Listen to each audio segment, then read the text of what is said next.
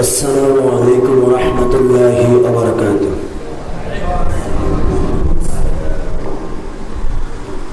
الحمد لله نحمده ونستعينه ونستغفره ونؤمن به ونتوكل عليه ونعوذ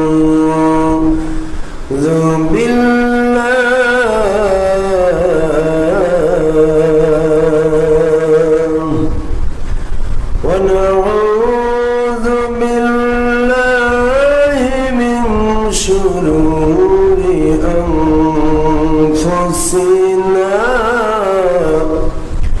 ومن سيئات أعمالنا من يهد الله فهو المهتدي ومن يضلل فلن تجد له وليا مرشدا.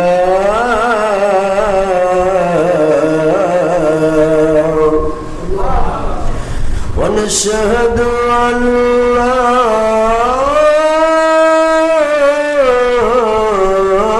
إله إلا الله وحده لا شريك له ونشهد أن سيدنا وسندنا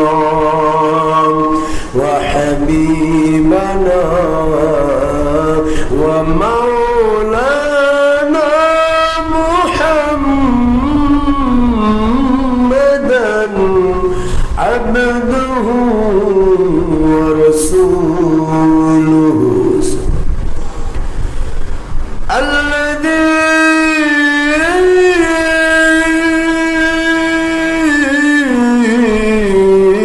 أرسله بالحق شاهدا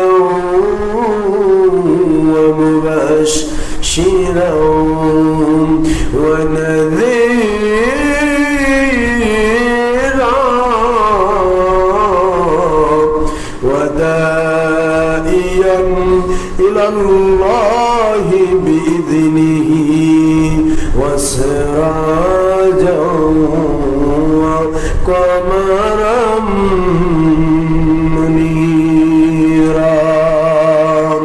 فقد قال الله تعالى في كلامه المجيد وفرقانه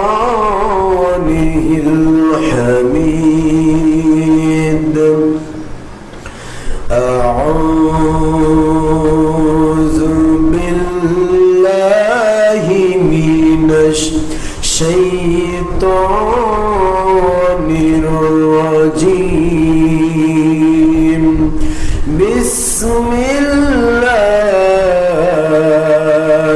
الرحمن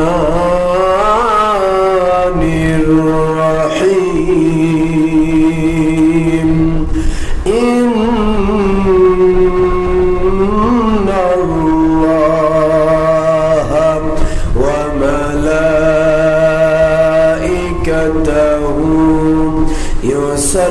يصلون على النبي يا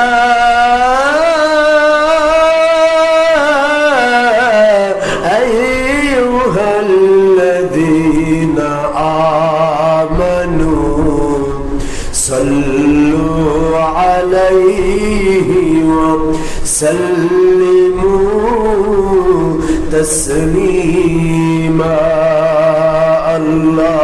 اللهم صل على سيدنا مولانا محمد وعلى آله سيدنا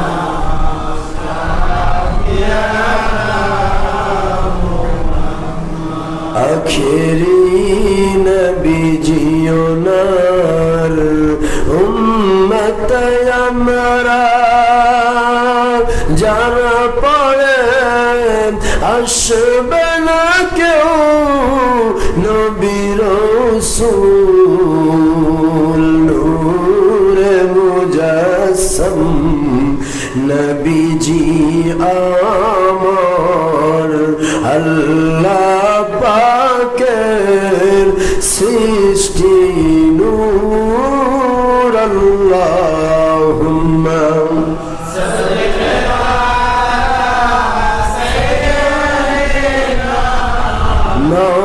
مولانا محمد وعلى آل سيدنا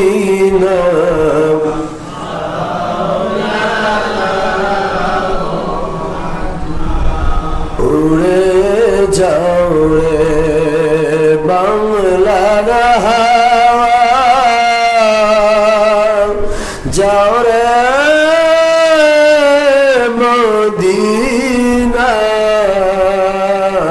মদিনায় উড়ে যাও রে বাংলার হাওয়া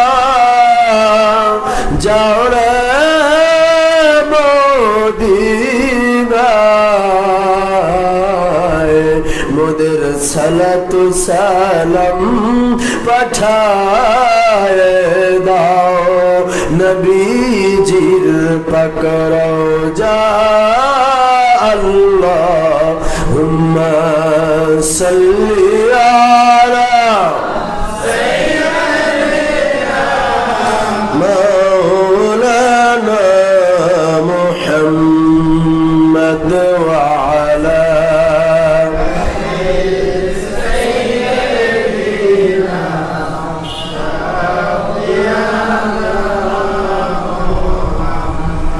মদিনার মাটি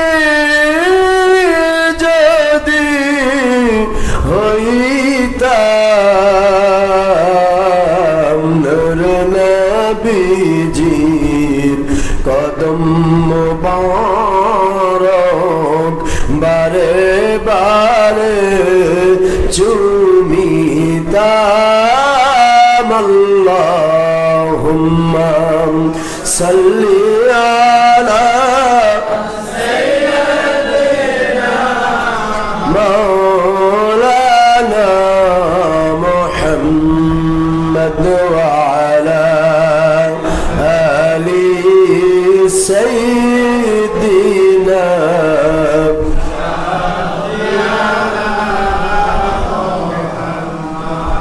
প্রিয় সম্মানিত উপস্থিতি মুমিন মুসলমান আল্লাহর প্রিয় বান্দাগণ, শুরুতেই মালিকের সামনে লাখো কোটি শুকরিয়া জ্ঞাপন করি যে আল্লাহ পাক দয়া করে আমাদেরকে আল্লাহর ঘর মসজিদে আসার সুযোগ করে দিয়েছেন। চাইলে আল্লাহ পাক আমাদেরকে বিভিন্ন কর্মে ব্যস্ততার মধ্যে রাখতে পারতেন, বিভিন্ন জায়গায় সমস্যায় রাখতে পারতেন, হাসপাতাল ক্লিনিক বিভিন্ন জায়গায় ফেলে রাখতেও পারতেন। তা না করে আল্লাহ পাক আমাদেরকে সুস্থ অবস্থায় আল্লাহর ঘরে ইবাদতের উদ্দেশ্যে আসার তৌফিক দিয়েছেন। এই জন্য মালিকের সামনে লাখো কোটি শুকরিয়া। সবাই কালিমত শুকর আদায় করি, সবাই বলে আলহামদুলিল্লাহ। দরুদ সালাম পড়ছি দু জাহানের সৈয়দ সৈয়দুল মুরসালিন ইমাম আল মুরসালিন খাতামুন নবিয়্যিন আখির নবী নূর নবী হায়াতুন নবী রাহমাতুল লিল আলামিন, গুনাহগারের জন্য সুপারিশকারী নবী, যে নবীর সুপারিশ ছাড়া আমরা কেউ জান্নাতে যেতে পারবো না। ওই আখির নবীর সাথে দরুদ আর সালাম সকলে অন্তর থেকে বলি সাল্লাল্লাহু আলাইহি ওয়াসাল্লাম। সম্মানিত উপস্থিতি, গত জুমায় আলোচনা করেছিলাম যে আল্লাহ পাক থেকে শুরু করে আল্লাহর হাবিবের সৃষ্টি থেকে শুরু করে ঈসা রুহুল্লাহ আলাইহিস সালাতু ওয়াস সালাম পর্যন্ত কিভাবে মিলাদ হয়েছিল মনে আছে? আজকে হবে পরের স্টেজ, দেখি মিলাদ আছে না নাই। আল্লাহ পাক করছেন, কে করছেন? এরপরে হযরত আদম আলাইহিস সালাম করেছেন, শীশ আলাইহিস সালাম করেছেন, ইব্রাহিম আলাইহিস সালাম করেছেন, এই হযরতে ঈসা আলাইহিস সালাম করেছেন, হযরত মূসা আলাইহিস সালাম করেছেন।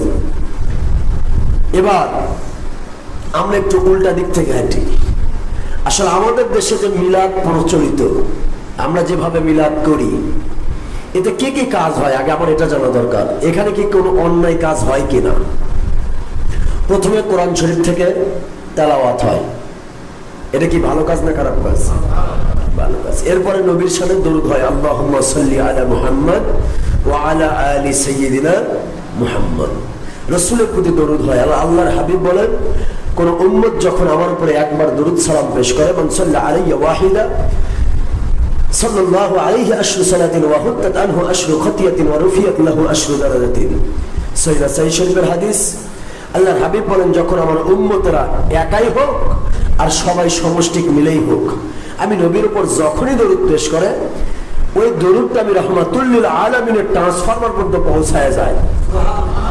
পৌঁছার পর ওই রহমতটা 10 থেকে 70 মাররা 70 গুণ বৃদ্ধি প্রাপ্ত হয়ে দরুদ পাঠকারীর উপর গিয়ে পতিত হয়। সুবহানাল্লাহ। তার রহমত পাইলে কি ক্ষতি হয়? দরুদ পড়লে কি পাওয়া যায়? রহমত পাওয়া যায়। কি পাওয়া যায়? আর দরুদ বন্ধ করে দিলে গজব আসে। রহমতের বিপরীত গজব। রহমতের বিপরীত কি? গজব। এই জন্য আজকে আমরা গজবের শিকার। এই দেখেন, তীব্র খরা যাচ্ছে, এখন কিন্তু পানির দরকার। ধানের জমিতে পানির দরকার না?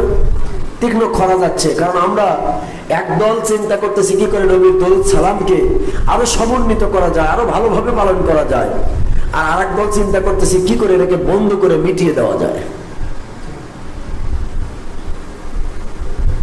আল্লাহর রহমত পেতে চান, আগে নবীর কাছে যান।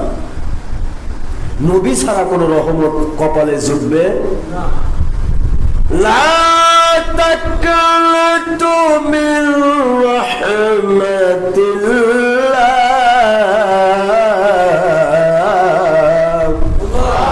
إن الله يغفر الذنوب جميعا إنه هو الغفور الرحيم।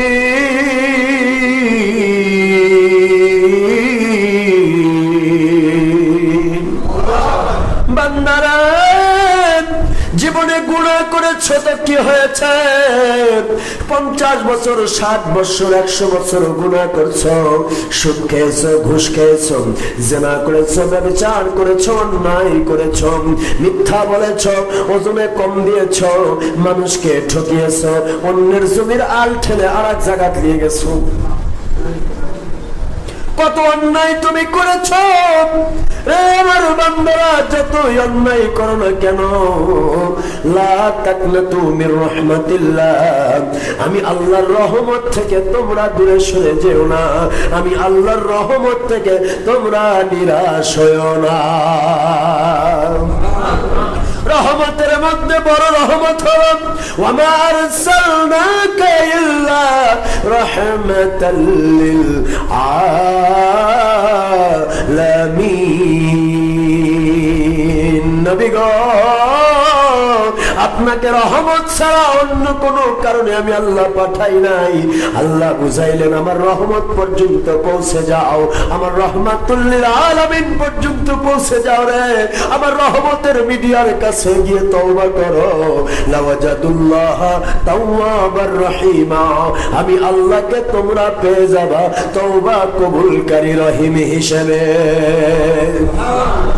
আল্লাহর হাবিব বুঝায়, উম্মতরা যারা মদিনা মুনাওয়ারায় যাইতে পারতেছে, অর্থ আছে, সম্পদ আছে, যেতে পারতেছে, আমার নবীর কাছে গিয়ে কেঁদে কেঁদে তওবা করছেন। কিন্তু দূরের উম্মতেরা, রে তোমাদের কি তওবার দরকার নাই? আছে না নাই? এই জন্য আল্লাহ বললেন, সাল্লু আলাইহি, তোমরা ওই এক নবীর নিকটে চলে যাও। সাল্লান শব্দের অর্থ নিকটবর্তী, চলে যাওয়া, নিকটবর্তী হওয়া।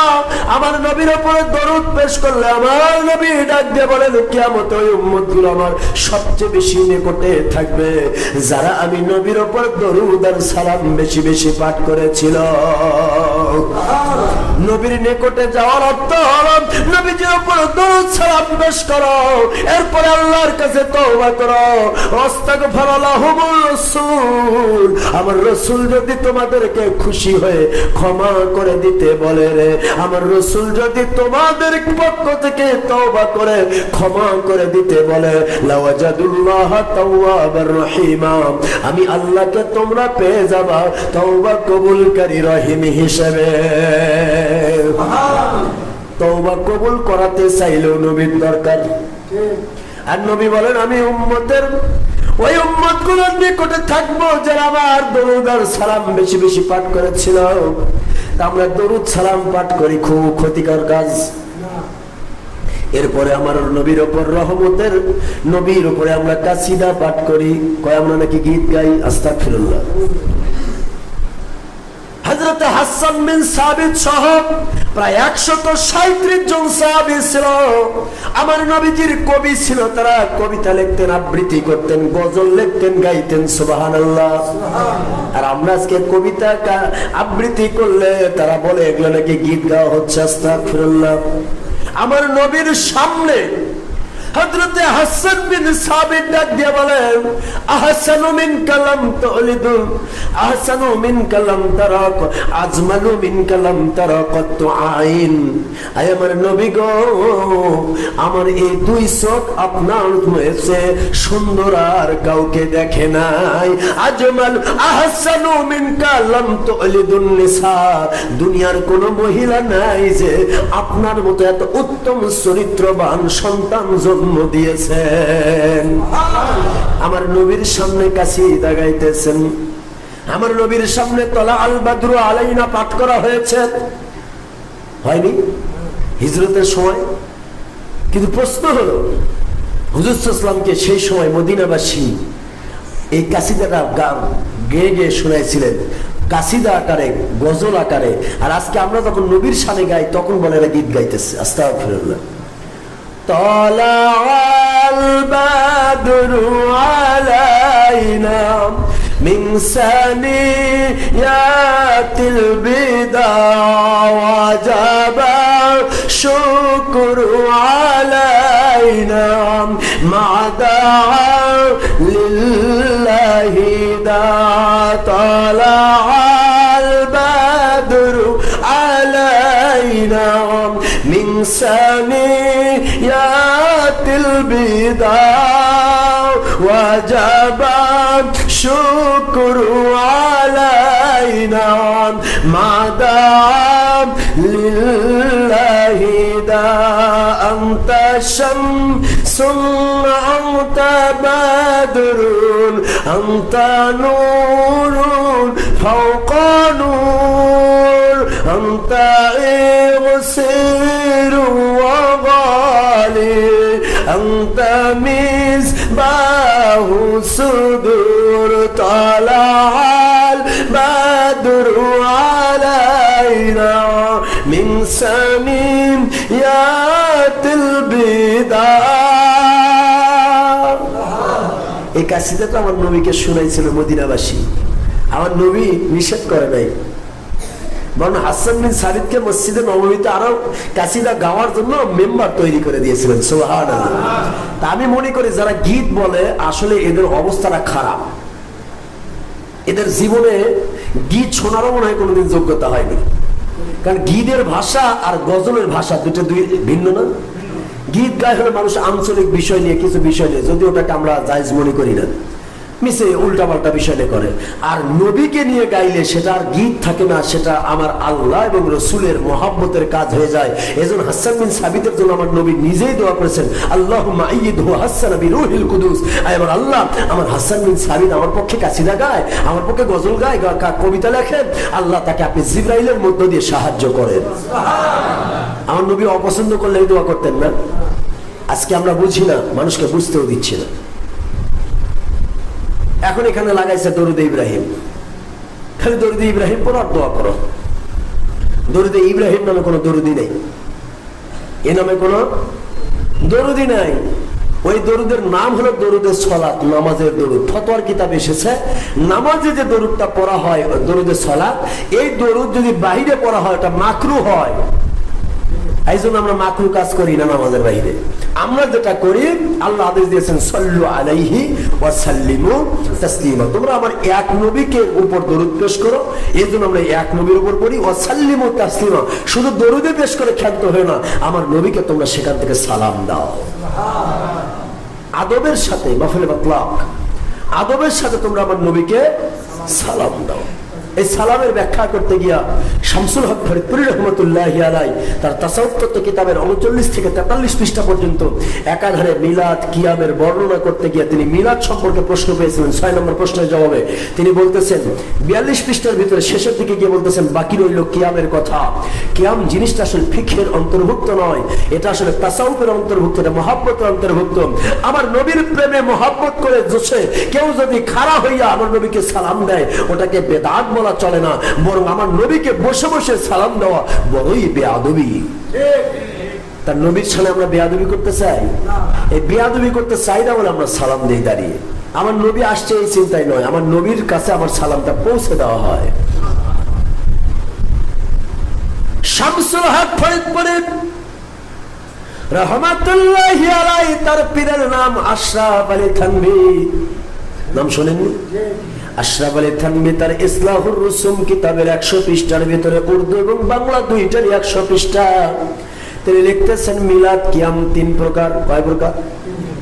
এক প্রকারের হারাম, বাকি 2 প্রকারেরটা জায়েজ। হারামটা ফতোয়া দিলেই বাকিটা বুঝতে পারবেন হারামটা কোনটা। উনি বলতেছেন যে মিলাদ কিয়ামে মহিলা পুরুষ এক জায়গায় হয়, যে মিলাদ কিয়ামে গাঞ্জা অর্থাৎ কোন নেশা জাতীয় দ্রব্যের আবির্ভাব ঘটানো হয়, মিলাদ কিয়াম করতে গিয়ে নামাজ ছেড়ে দেওয়া হয়, এই মিলাদটা হারাম, বাকি সকল প্রকার মিলাদ জায়েজ। তার পীর আজম দাদুল্লাহ মুহাজিরে মক্কি রহমাতুল্লাহি আলাইহি ঈদে মিলাদুন নবী মিলাদ সম্পর্কে লিখতে গিয়ে বলেন, তার ফায়সালা হাফতে মাসাইল কিতাবের উর্দু কিতাবের 7 পৃষ্ঠার ভিতরে লেখেন আম হর সাল मिलाद कियाम मुनाकिद करता हूँ मोहम्मद सल्लल्लाहु अलैहि वसल्लम भी लज्जत और लुत्फ पाता हूँ। আমি হাজী ইমদাদুল্লাহ মুহাজির মক্কি রহমাতুল্লাহি আলাইহি আমার নীতি হলো প্রতি বছর আমি আমার নবীর প্রেমে মিলাদের আয়োজন করি রে, আর আমার নবীকে দাঁড়িয়ে দাঁড়িয়ে সালাম দিয়ে ইয়া নবী সালামু আলাইকা বলে আমি আমার নবীর প্রেমের স্বাদ অন্তরে উপভোগ করি। এখন কই ইয়া নবী বলা যাবে না, ইয়া নবী বলা শিরক। আস্তাগফিরুল্লাহ। আশরাফ আলী থানভী তার কিতাবে সিরাতুল মুস্তাকিম কিতাবের ভিতরে লেখেন, ওই কথাটাই পরবর্তীতে কোট করেছেন বাংলার জমিনে মামুনুল হক সাহেবের আব্বা, নাম তার শাইখুল হাদিস আল্লামা আজিজুল হক সাহেব। তিনি তার বুখারী সিরাত সংখ্যা 5ম খণ্ড 38 এবং 39 পৃষ্ঠার ভিতরে লেখেন, মারহাবা ইয়া রাসূলুল্লাহ, মারহাবা ইয়া হাবিবাল্লাহ, মারহাবা ইয়া মারহাবা ইয়া নবী সালামু আলাইকা, ইয়া রাসূল সালামু আলাইকা, ইয়া হাবিব সালামু আলাইকা, সালাওয়াতুল্লাহ আলাইকা বলেন তিনি নিজেই লিখে গেলেন। তার বাবা ছেলে এসে বলতেছে এটা শিরক। বাপ পড়ে গেল, লিখে গেছে বুখারী সিরাত সংখ্যা 5ম খণ্ড 38 পৃষ্ঠা, হামিদিয়া লাইব্রেরি থেকে প্রকাশ। না পাইলে আমার কাছে যায় না, আছে আমার মাদ্রাসাতেও আছে, দেখায় দেব। কিন্তু বাপ বলল, বাপ পড়ে গেল, লিখে গেল, বেটা এসে বলতেছে শিরক, এটা করলে সে মুশরিক হয়ে যায়। তা ওই যদি ওটা করলে যদি শিরক বা মুশরিক হয়ে যায়, তাহলে বাপের অবস্থাটা কি? কথা কয়, বাপের ঈমান ঠিক আছে? তা বাপ ওই বেঈমান হয়ে যে সন্তানটা জন্ম দিয়েছে তার অবস্থা কি ভালো আছে? এই জন্য আমার আল্লাহ কোরআন বলেছেন, নবী গো কিয়ামত পর্যন্ত আপনার বিরোধীরা থাকবে উতুল্লিম বা'দা যালিকা জানিম, ওরা সারা জীবন হবে অবৈধ সন্তান।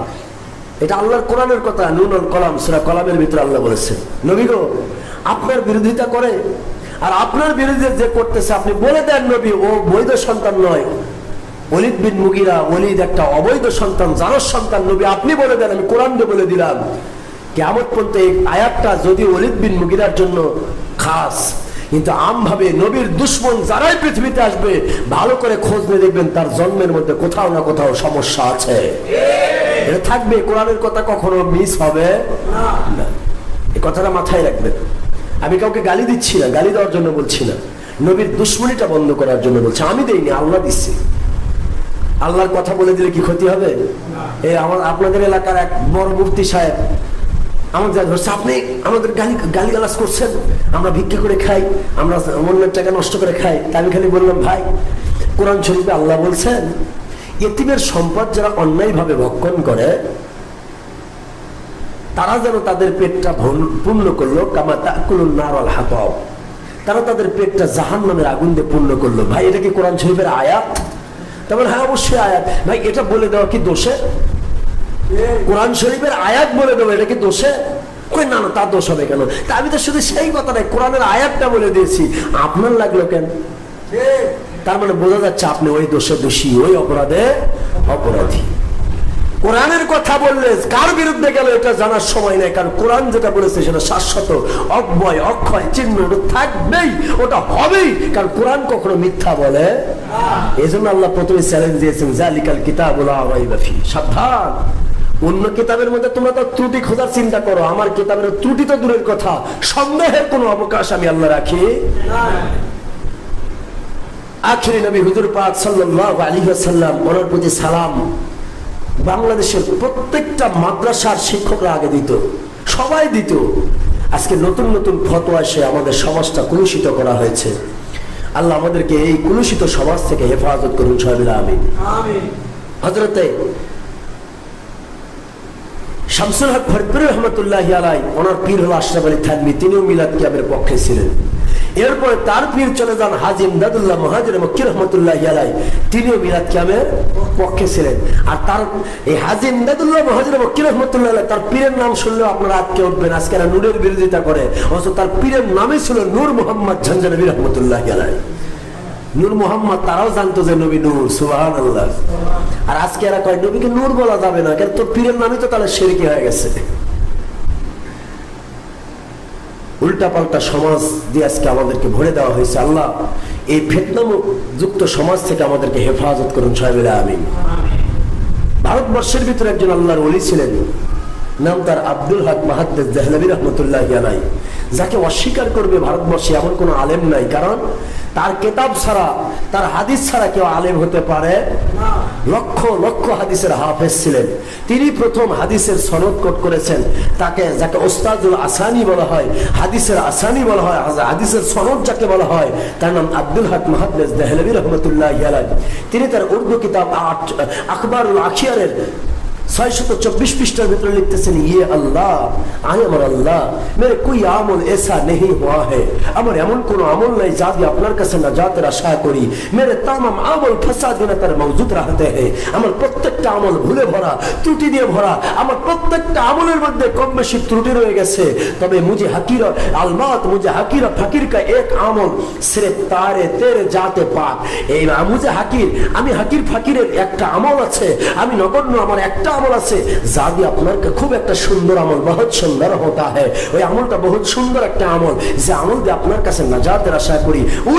ওই আমলটা মজলিসে মিলাদ ও মৌকে খানে হো পর সালাম পড়তা হूं, আমি মজলিসে মিলাদ করি আর মিলাদের মজলিসে দাঁড়িয়ে দাঁড়িয়ে আমার নবীকে সালাম দেই। এই আমলটা আমি আমার নাজাতের ওসিলা মনে করি। সুবহানাল্লাহ। লক্ষ লক্ষ হাদিসের হাফেজ, তিনি বোঝেন নাই মিলাদ কিয়াম বেদাত। আর বাংলাদেশে হাদিস তো দূরের কথা, একটা হাদিস সনদ সহ 10টা হাদিস বলতে দেন, বিপদ হয়ে যাবেন। আর সনদ সহ লক্ষ লক্ষ হাদিসের হাফেজ, তারা মিলাদের পক্ষে বই লিখলেন। কোন কোন আলেম বই লিখেছেন যাদের কিতাব না পড়লে আলেম হওয়া যায় না। তাফসিরে জালালাইন আলিয়া এবং কওমি দুই মাদ্রাসাতেই পড়ানো হয়। এই তাফসিরে জালালাইনের লেখক হলো দুইজন, আল্লামা হযরত জালালউদ্দিন মাহাল্লি রাহমাতুল্লাহি আলাইহি, ওনার ছাত্র হযরত জালালউদ্দিন সুয়ুতি রাহমাতুল্লাহি আলাইহি, দুইজন মিলে তাফসিরে জালালাইন লিখেছেন। দুই জালালের তাফসির তাফসীর, তাফসীরে জালালাইন। এই তাফসীরে জালালাইন না পড়লে মাওলানা হওয়া যায় না। ওই তাফসীরে জালালাইনের লেখক আল্লামা জালালউদ্দিন সুয়ুতি রাহমাতুল্লাহি আলাইহি তিনি একটা কিতাব লিখলেন আল-হাবিলিল ফতোয়া।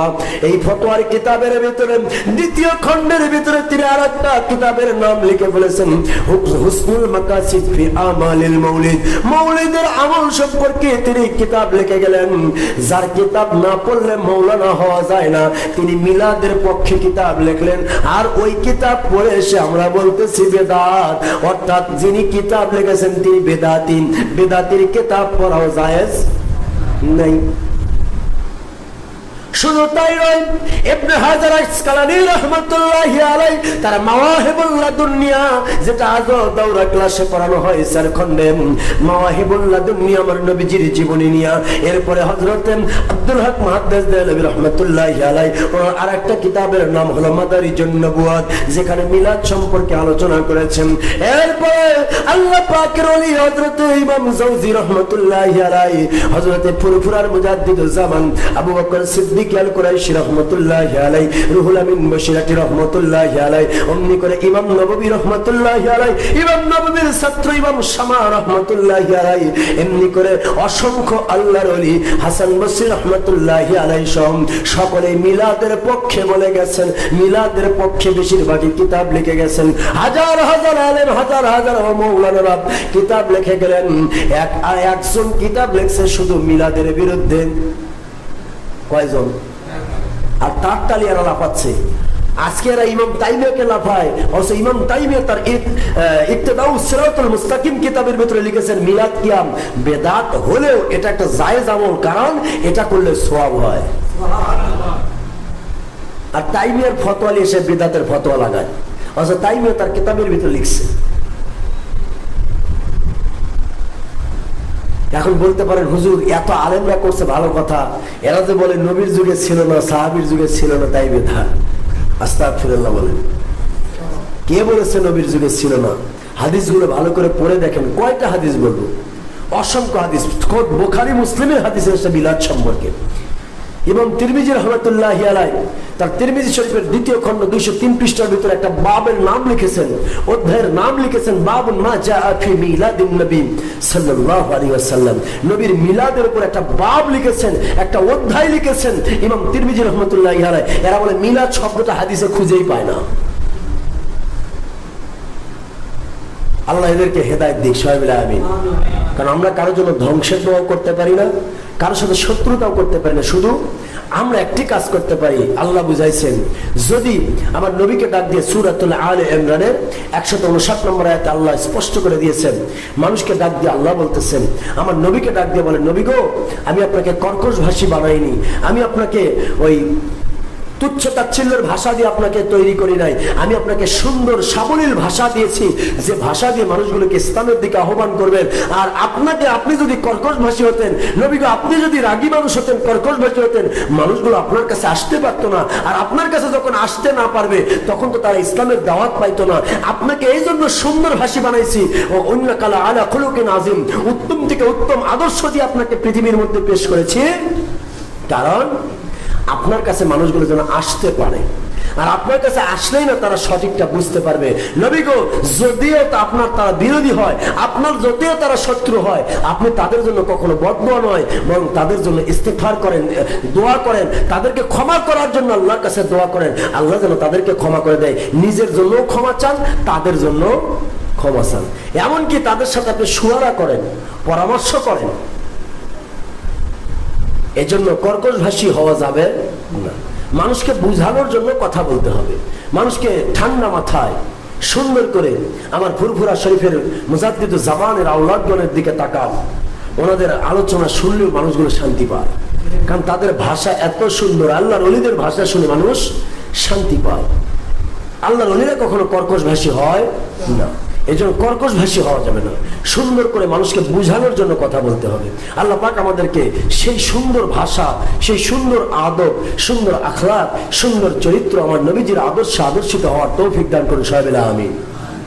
মিলাদের কথা বলতেছিলাম, সাহাবারা করেছে কিনা এই নিয়ে অনেক কথা আপনাদেরকে বলেছি। আবু বকর সিদ্দিক রাদিয়াল্লাহু আনহু, হয়তো ওমর রাদিয়াল্লাহু আনহু, হয়তো ওসমান গনি জিন্নুরাইন, হয়তো আলী রাদিয়াল্লাহু তাআলা আনহু, এমনকি হাসান বসরি রাহমাতুল্লাহি আলাইহি সবাই মিলাদের পক্ষে, জুনাইদ বাগদাদী রাহমাতুল্লাহি আলাইহি মিলাদের পক্ষে তারা কওল, তাদের লেখনী বা তাদের কওল চলে গেছে। এরপরে আমার নবীজি নিজে মিলাদ করেছেন, তার প্রমাণটা কই? আল্লাহর হাবিব ডাক দিয়ে বলেন, সাহাবীরা সুমু ইয়াউমাল খামিস ওয়া ইয়াউমাল ইসনাইন, তোমরা সপ্তাহে সোমবার এবং বৃহস্পতিবারের দিন রোজা রাখো। সুবহানাল্লাহ। আল্লাহর হাবিবকে জিজ্ঞাসা করা হলো, আল্লাহর বন্ধু, সোমবারের দিন কেন আমরা রোজা রাখবো?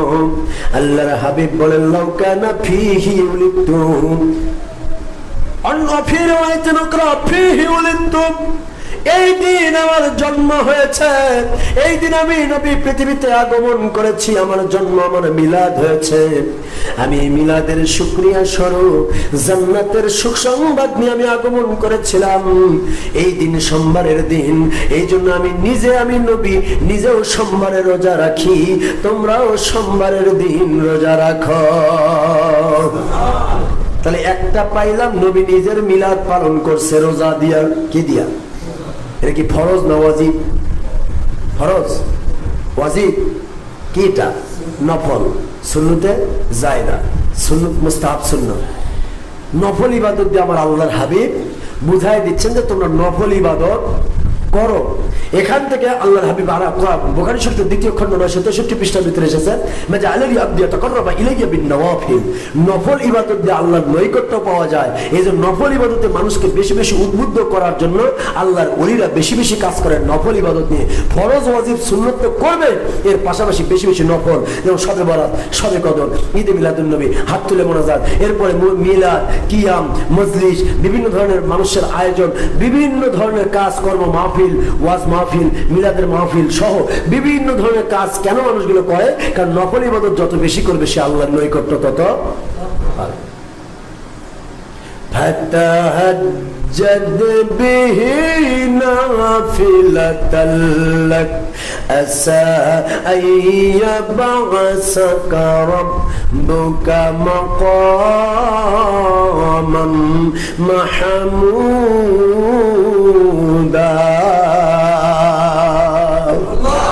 সূরাতুল বনী ইসরাঈল আমার আল্লাহ ঘোষণা দেয়, নবী গো, ফাতাহাজ্জাদ বিহি নাফিলাতাল লাক, আপনার জন্য তাহাজ্জুদকে অতিরিক্ত নফল করে দিলাম। সুবহানাল্লাহ। নফলের গুরুত্ব কোরআনেও বর্ণনা করা হয়েছে। এই জন্য ফরজ ওয়াজিবের পাশাপাশি, সুন্নতের পাশাপাশি নফল ইবাদত যে যত বেশি করে, রাত জেগে ইবাদত, জিকির ফিকির করা, আল্লাহর কাছে বেশি বেশি দোয়া করা, আল্লাহর ওলিদের মাজারগুলো জিয়ারত করা, আল্লাহর ওলিদের সোহবত গ্রহণ করা, আল্লাহর ওলিদের কাছে মাসলা মাসাইল শিক্ষা করা, আল্লাহ ওয়ালাদের কাছে গিয়ে নিজের জীবনটাকে পরিবর্তন করে কুড়িপুর ধোঁকাগুলো ছেড়ে দিয়া নিজের ভিতরে সুন্দর সঠিক আল্লাহ পাকের দেওয়া নবীর সেই আদর্শগুলো বুকে ধারণ করে নফল ইবাদত বেশি বেশি করলে আল্লাহর ওলি হওয়া যায়। আল্লাহ পাক আমাদেরকে সকলকে আল্লাহর ওলিদের সহবত ইখতিয়ার করে আল্লাহর ওলি হিসেবে কবুল করুন, সাহেবেরা আমিন। আসলে নবীজি পাক সাল্লাল্লাহু আলাইহি ওয়াসাল্লাম একটা হাদিস কেবল দিয়েছি, কয়টা বলবো, সময় তো কুলায় না, কারণ জুমার দিনে বেশি সময় থাকে না, আর আপনারাও আগে আসেন না, আস্তে আস্তে ঠিক একটা। এই জন্য আমার আলোচনা এখন কি করবো, তারপরে কর্মব্যস্ত মানুষ, সবারই কম বেশি কর্ম রয়ে গেছে, কারণ ওয়াজ খালি শুনলে হবে না, কর্ম করতে হবে, কর্মটাও করবেন, পাশাপাশি যেটুকু বলছি আমলে করার চেষ্টা করবেন। একটি কথা বারবার বলবো, আমি আপনাদের প্রতিনিধি ইমাম হিসেবে এতটুকুই বলতে চাই যে দয়া করে প্রথমে একটা কাজ শুরু করেন। 1 নম্বর কাজ হলো মিথ্যা ছেড়ে দেন, 2 নম্বর কাজ হলো 5 ওয়াক্ত নামাজটা সঠিকভাবে পড়েন। আপনার জীবনের পরিবর্তন আপনি নিজেই বুঝতে পারবেন। শুধু মিথ্যাটা ছেড়ে দেবেন, ওয়াদাবদ্ধ হন আল্লাহর কাছে, হাত তোলেন দেখি কারা আজ থেকে মিথ্যা আর বলবো না। আল্লাহ যতই কষ্ট দিক মিথ্যা বলবো না, কি ভয় পাচ্ছেন? অনেকে হয়তো হাত তুলতেছেন, আমাদের সারাদিন মিথ্যা কথা বলা লাগে। এবার নিয়ত করেন, কারণ এই মুহূর্তে যদি মারা যান আল্লাহ পাক এই নিয়তের কারণে আপনাকে জান্নাতি করবেন। এখন নিয়ত করতে অনেকে হাত তুলতেও ভয় পাচ্ছে, তার মানে আমার মিথ্যা কথা কওয়াই লাগবে। আল্লাহর ঘরে এসেছেন বাবা, কারণ মিথ্যা সকল পাপের মূল, আর সকল অন্যায় থেকে, অশ্লীলতা থেকে। ইন্নাস সালাতা তানহা আনিল ফাহশাই ওয়াল মুনকার, মানুষকে নামাজ সকল অন্যায় এবং অশ্লীল কাজ থেকে বিরত রাখে। এজন্য 5 ওয়াক্ত নামাজটা ঠিক মতো পড়বেন, মিথ্যা কথা ছেড়ে দেবেন, মিথ্যা কথা আর বলবো না চেষ্টা করবেন। যদি হয়েও যায় আল্লাহর কাছে তাড়াতাড়ি তওবা করবেন, তবে দয়া করে এই কাজটা করবেন না। কেন মিথ্যা বলবেন? কারণ লানাতুল্লাহি আলাল কাযিবিন, মিথ্যাবাদীর উপর আল্লাহর লানত, সাথে সাথে যদি লানত পড়া শুরু হয়ে যায় বিপদ আছে না নাই? কারণ কখন কি হবে কে জানে। এজন্য মিথ্যা আমরা বলবো না, আমরা সত্যটা বলবো। সত্যটা বলেন, কারো বিরুদ্ধে গেলেও সমস্যা নেই, সত্য বলা উত্তম জিহাদ। কওলুল হক ইনদা সুলতানুজ জাহিল আফজালু জিহাদ। কিন্তু মিথ্যা বলে আপনি যেই হই না কেন, আমরা যত বড় আলিমী হই, পিশাব হই, মুফতি হই, মুহাদ্দিস হই, আর যেই হই না কেন, যদি আমার মুখ থেকে মিথ্যা বের হয়ে যায় তাহলে ওটার কারণে আমার মুখের বরকত নষ্ট হয়ে যাবে। আর মুখের বরকত নষ্ট হয়ে গেলে আস্তে আস্তে রুহের উপর ইফেক্ট পড়ে, কলবের উপর ইফেক্ট পড়বে, আস্তে আস্তে আমার কলব নষ্ট হবে, ধীরে ধীরে ইমান থেকে বিচ্যুত হয়ে বেঈমান হয়ে কবরে যেতে হবে। এজন্য মিথ্যা আমরা কখনো বলবো না। রাজি আছেন তো? অনেকে হাত তোলেননি, মনে মনে নিয়ত করেন, আল্লাহর কাছে নিয়ত করেন। আমার মত দেখার লাগবে না বাবা, আল্লাহকে দেখান। অনেকে হয়তো এমনও হতে পারেন যে হাত তুলিনি, আমি আল্লাহকে দেখাবো। আমি তাদেরকে আরো সাধুবাদ জানাই। আল্লাহ পাক যেন আমাদেরকে মিথ্যা ছেড়ে, অন্যায় ছেড়ে 5 ওয়াক্ত নামাজি সহ মা বাবা যাদের আছে খেদমত করবেন। পারতপক্ষে মা বাবার সঙ্গে কখনো দুর্ব্যবহার করবেন না। মা বাবা যদি কোনো ক্ষতিও করে ফেলে আপনার, খবরদার তার সাথে দুর্ব্যবহার করবেন না। এই কাজগুলো এখন বেশি হচ্ছে বলে সমাজে অশান্তি এবং মানুষের ভিতরে আজকে এত বেশি গজব পড়তেছে একটি কারণে, মা বাবার সাথে দুর্ব্যবহারটা বেশি হচ্ছে। আপনি দুর্ব্যবহার করতে পারেন না, আপনি যদি ভালো ব্যবহার করতে নাও পারেন অন্তত তার সাথে দুর্ব্যবহার করা যাবে না। আপনি কত অন্যায় করেছেন ছোটতে, কই আপনাকে ঠেকনাতে মেরে ফেলছে নাকি? তাহলে আপনার কেন মাথার মধ্যে একবার ঢোকে না? আজকে আপনার সন্তানের দিকে আপনি তাকান, মা বাবা বৃদ্ধ হয়ে গেলে তারা কিন্তু শিশুর মতো আচরণ করে। এই জন্য দোয়া করতে বলেছেন, আল্লাহ রাব্বির হামহুমা কামা রাব্বায়ানি সগীরা। আল্লাহ আপনি আমার বাবা মার উপর রহম নাজিল করেন। কেমনে? যেমন করে আমাদের উপর তারা রহম করেছিল আমাদের ছোটবেলায়। এই কথাগুলো একটু স্মরণ করবেন। আপনি নিজের সন্তানকে যেভাবে মানুষ করেন, আপনার মা বাবাও আপনাকে সেভাবেই মানুষ করেছে। সুতরাং মা বাবার সাথে দুর্ব্যবহার করবেন না। একটা মা বাবা যদি অসন্তুষ্ট হয়ে যায়, অন্তর থেকে যদি একবার বদদোয়া দিয়ে ফেলে, মনে রেখে দিয়েন, গোটা পৃথিবীর আপনার গোটা পীর সাহেবও যদি দোয়া করে, গোটা পৃথিবীর মুজাদ্দিদ জামানদাও যদি দোয়া করে, লাভ হবে। মা বাবার সন্তুষ্টি আল্লাহর সন্তুষ্টি, মা বাবার অসন্তুষ্টি আল্লাহর অসন্তুষ্টি। এই জন্য ভালো ব্যবহার করতে না পারলে অন্তত দুর্ব্যবহার করা যাবে না। কারণ মা বাবা অসন্তুষ্ট হয়ে যদি একবার মন থেকে বদদোয়া করে ফেলে, বাবা বদদোয়া করা লাগে না, কোনো মা বাবা সন্তানের জন্য বদদোয়া করে না, কিন্তু অনেক সময় অন্তরে আঘাত পাইলে এমনি চলে এসে যায়। এই জন্য মা বাবাকে আঘাত দেবেন না। আল্লাহ পাক আমাদেরকে সঠিক নেককার সন্তান, নেককার আল্লাহওয়ালা এবং আল্লাহর ওলি হিসেবে কবুল করুন। সবাই আমিন। ওয়া মা আলাইনা ইল্লাল বালাগুল মুবিন। জিনিস আমি লক্ষ্য করেছি, 50% মানুষ ঢোকার সময় বাম পাতে মসজিদে ঢুকতেছেন। আমি এই জিনিসটা বারবার লক্ষ্য করতেছি, বলবো মনে থাকে না। বাম পাতে কেন আপনি মসজিদে আসতেছেন? এটা তো খেলার জায়গা না, মসজিদ কিন্তু খেলতামাশার জায়গা না, আল্লাহর ঘর। এখানে আদব নিয়ে ঢুকতে হবে, আদবের সাথে ঢুকবেন। আসসালামু আলাইকুম ওয়া রাহমাতুল্লাহি ওয়া বারাকাতুহু।